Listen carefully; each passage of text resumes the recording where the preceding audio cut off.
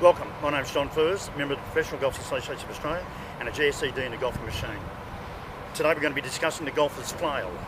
So regardless of the amount of technical know-how or practice, which means know it all about the swing, play 1,000 balls a day in practicing, but uneducated hands can nullify it all and never be suspected.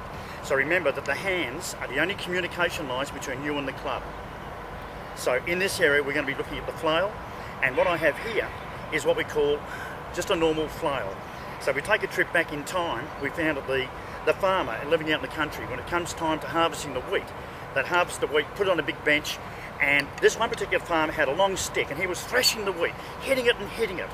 And then what happened, he actually broke the stick in two pieces. So he joined the two pieces back with a little piece of leather.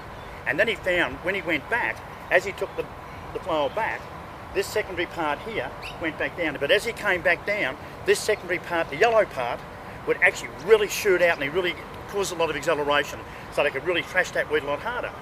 So here we have, with the flail, as we come back down, when this starts to shoot into a line, we have centrifugal acceleration.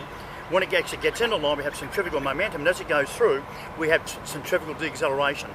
But when we talk about a golfer's flail, here, this is the golfer's flail in this area here, and we can see that from this point here, that this is the left arm, this is the club shaft, and this is the flat left wrist.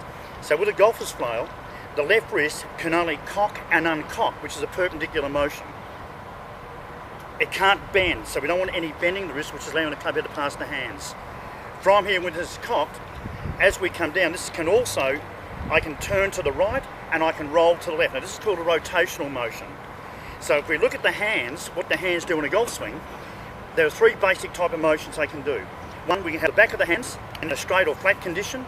From there we can bend the wrist and we can arch the wrist. From here we can have the wrist in a level condition, that's when the first knuckle and the wrist bone is on the line. And from here we can cock the wrist and uncock the wrist as a perpendicular motion. And here we can have the hands vertical to the ground, and we can turn to the right and roll to the left. This is rotational. So with the golfer's flail, the left wrist, because it's flat here, we can only cock and uncock the left wrist on a perpendicular motion, and we can turn or roll, which is a rotational motion, but we can't bend.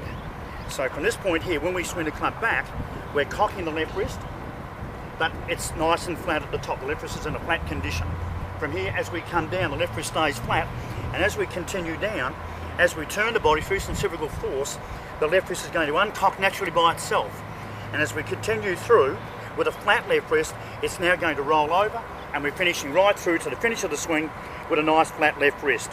So remembering that the flat left wrist is your number one imperative in the golf swing. Without it, we just cause frustrations and problems with the golf swing. Very erratic shots. Thank you very much today, and I hope that really helps you. Thank you.